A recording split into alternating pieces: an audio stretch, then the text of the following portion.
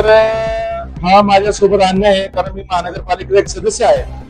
पण काही नेते जे पदाने मोठे आहेत पण मनाने लहान आहेत, ते माझ्यासारख्या कार्यकर्त्याचा निधी, कारण त्यांनी कधी विकास कामं केलेलीच नाहीये, त्यामुळे विकास निधी काय असतो, विकास निधी हा कुठल्या व्यक्तीशी संबंधित नसतो, तर त्या भागातील नागरिकांची असतो.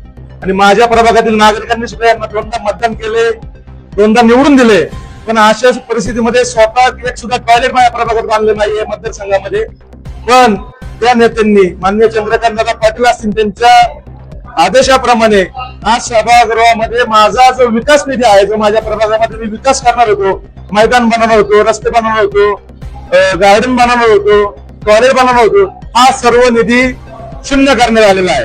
किती होतं तुम्हाला मंजूर? साधारण 15 कोटीच्या आसपास हा निधी होता. आणि तो बजेटमध्ये त्या ठिकाणी आज अन्यायकारक चुकीच्या पद्धतीने त्यांनी आज या ठिकाणी सभागृहामध्ये आणून माझ्यासारख्या कार्यकर्त्यावर, केवळ माझ्यावर नाही तर माझ्या बाणेरवाडी, पाषाण, सुत्राडी, सोमेश्वरी, माळुंगे या भागातील विकास कामांना खोडा घातलेला आहे.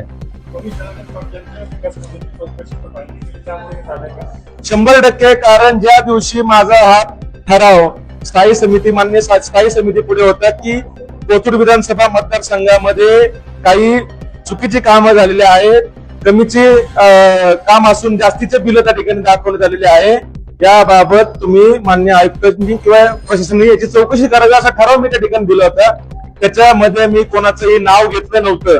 पण तरी सुद्धा हा भ्रष्टाचार कोणी केलेला आहे ते सिद्ध झालं आणि त्याच दिवशी तो ठराव नामंजूर केला आणि माझ्यासारख्या कार्यकर्त्याचं त्या ठिकाणी बजेट शून्य करण्याचा प्रयत्न केला. पण हे पुणेकर बघत आहे, मी याचं येणाऱ्या काळामध्ये उत्तर पुणेकर निश्चितपणे देतील. हे आता शेवटी